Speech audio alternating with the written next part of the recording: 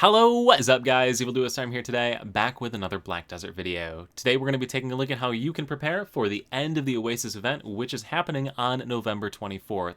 So for those of you that don't know, the Oasis event is ending on November 24th, so no more free Oasis gear, no more free cron meals, no more free compasses, no more free traveler's maps, no more desert sickness gone forever. All those awesome things that you've had for the last 20 months are finally going away. A lot of people on my live streams have been asking me to make this video, and I'm going to do it for you. So first things first, if you don't want to watch any more of this video, I'm going to straight up recommend don't do anything I say in this video. And I know that's really, really rare to say from a content creator who wants to hype people up and all that sort of stuff. But the notes themselves literally say, please stay tuned for more events this upcoming winter. So the event's ending on the 24th. We have the Calpheon Ball coming on December 11th. So 2 weeks later, they're going to have this whole big new thing where they're going to do all their new stuff that's coming for the entirety of next year and the roadmap for 2022 and all that crap. So literally 2 weeks after that, they're going to come out with the roadmap video stream thing. If I was a betting man, which I'm not, I would say that you're going to see something very comparable to the Oasis event coming out, because just think about it to the market that they're in right now. It does not make sense for them to be getting rid of something that's so beloved by the community, especially randomly right now out of nowhere. So yeah, it's right here. Please stay tuned for upcoming events. I'm guessing they're going to release some upgraded version of this event, but I could be wrong. I usually am wrong anyway. But if for some reason you think Black Desert really wants to shoot itself in the foot by getting rid of this event and cutting ties immediately, let's go ahead and take a look at some different things you can do to prepare. So there's some stuff that you're not going to be able to replace whatsoever. I mean, you guys know what those are, right? You got the Oasis Dream Chest. You're not going to get free crap anymore. Sorry for just logging in. No more free junk just for logging in. Can't really fix that one. You got the desert buff as well as the sickness to sailors coming back, and there's no super easy cheat for either of those things either, right? You're going to have to bring your waters into the desert. You're going to have your foods for your sailors. There's no getting around those two either. But there are some things you can do to mitigate some of the other losses from this event. The majority of those, for most players, is going to fall onto the Oasis vendor Ellie, and if you think you're about to get some crazy super secret information that you didn't know about, you're probably not. But hey, you never know. Let's start from the bottom and work our way up to the gear, because I like to, do multiple choice questions in reverse. But anyway, starting off with the Oasis Compass, I mean, you do have the Pearl Shop option. You can spend money on it because, yeah, baby, I want to spend money to be able to use a mini-map in a game. But, or you can buy the compass pieces off of the market. So in the central market here in-game, you have these parts of an Explorer's Compass. If you buy 3 of these suckers, which are sitting at about 2.2-ish, on the NA marketplace here, don't know what it's on EU or any other region. You buy 3 of these suckers, so for about 6.5 million silver on the NA version of the game, you line them up in your inventory and you get a 3-day compass for this. So basically 2 million silver a day if you want to maintain the compass buff. Nice thing is because these are market bound and whatnot here, you can buy them off the market. They'll go into your market storage, and if you have enough maids and fairies from events, you can open the central market and redeem them into your inventory. So if you do ever get lost, you can kind of, weasel your way out of that, assuming there's pieces on the market, of course. So that's really the best way to get your compass in the free-to-play generic way. You can also do it through bartering if you've got the crow coins, but for most people that are going to use the compass, it's going to be for the desert or for bartering, so kind of got you covered both ways there. Next item is the Traveler's Map in the Oasis Vendor Ellie's menu here, and honestly, the Traveler's Map is friggin' awesome, and it kind of sucks that this one's going away.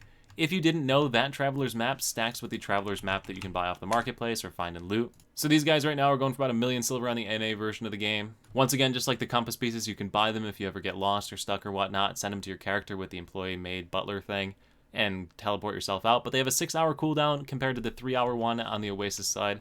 So yeah, big sag, but that's kind of your best option on that one. Carrot is kind of a meme here. You can just buy carrots off the central marketplace. They're exactly the same as the special carrot, same stats and everything. So for more silver, you basically get the same thing. You could also make your own garden if you wanted to, but I don't really see a lot of value in that, especially with how in stock the carrots are. Obviously, as you know, you can heal your horse at a stable by going to the stable and then clicking the recover button next to your horse. So you do have that option as well. And stable keepers themselves sell buns tiered carrots. So you can buy those as well if you really want to have that mobile recovery of your stamina and HP. The actual recovery per silver spent is better on these crap tier carrots that you can buy from the stable keepers. However, you do have to use them more frequently, and they do have the 5-minute cooldown, so kind of up to you if you want to buy them from the marketplace or from the stable keeper. That's going to bring us into the seafood cron meals, the simple cron meals, the exquisite cron meals, all the basic cron meals right here. So here's a couple interesting things to know. First of all, simple cron meal and exquisite cron meal don't actually say in the flavor text down below that they're going to go away when the Oasis event ends. Like the Traveler's Map, you see it right there in red. This item can only be used during the Oasis event. Seafood cron meal can only be used during the Oasis event. The Simple Crown Meal and the Exquisite Crown Meal don't have that text. The odds of it actually staying are probably about 0%, but for like 1 silver, I'm willing to buy 1,000 of them and see what happens. 1,000 silver is like nothing.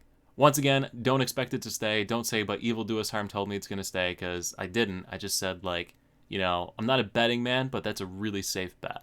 Anyway, odds are very low that those are going to retain throughout the Oasis update process here, so you'll probably have to buy these off of the Central Marketplace. You can also cook them yourselves as well. They're generally pretty well stocked on the Central Market because a lot of people cook them. Their price saw an uptick recently with the announcement that they are going to be the only way to get these pretty soon.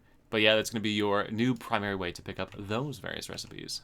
And this is going to bring us into the big boy one that you probably are the only one you care about. And once again, like I said, there's going to be no magical method here that you don't know about for these.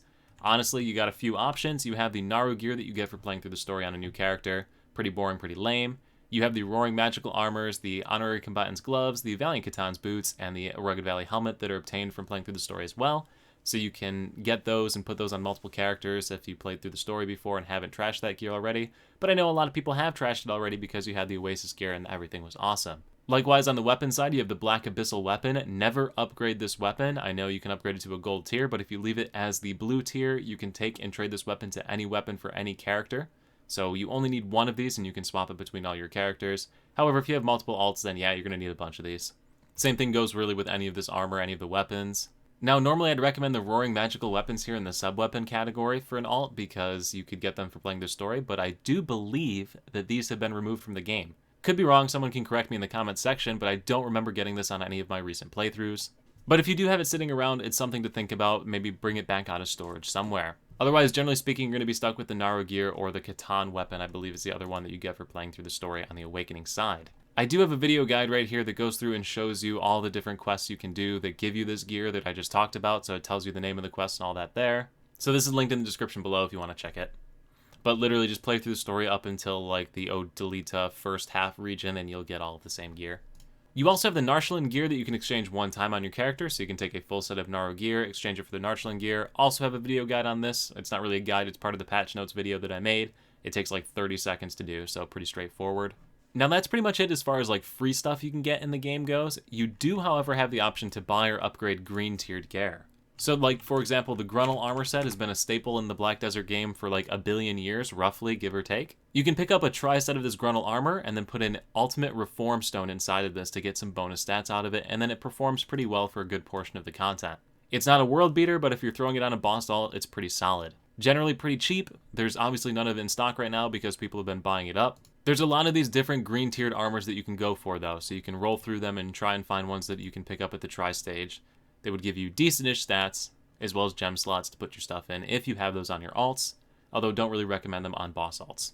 And just so you're fully aware of what I'm talking about, these are the Ultimate Reform Stones that you buy right here. So there's some of them in stock. You can also exchange for these over with the vendor located in Tariff. So I misclicked there, but in Tariff there's a vendor down here that you exchange the items that you get for doing like Ancient Crystal Scroll Shard bosses.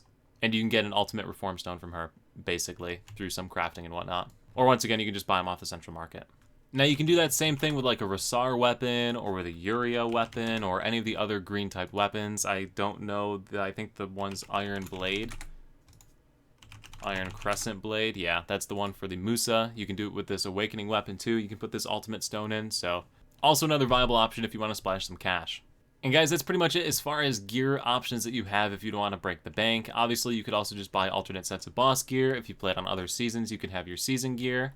One thing to note is that you don't need to have a full set of armor for every character. You can rotate the one armor piece set through all of your characters. Same thing goes for accessories. The only thing you need separate ones of are weapons if your characters don't share weapons. Doesn't really help though if you've got like boss alts that you're trying to park at various bosses. If you're really lazy, you can always go to the arms dealer Ornella over here. So this is located in Heidel. And if you talk to her, she sells the Ornella's weapon. It's not very good, but it does give you a nice accuracy percentage. So the Tri-Ramonis set gives you 184 accuracy. This weapon gives you 168. So significantly less damage, but it still gives you decent accuracy.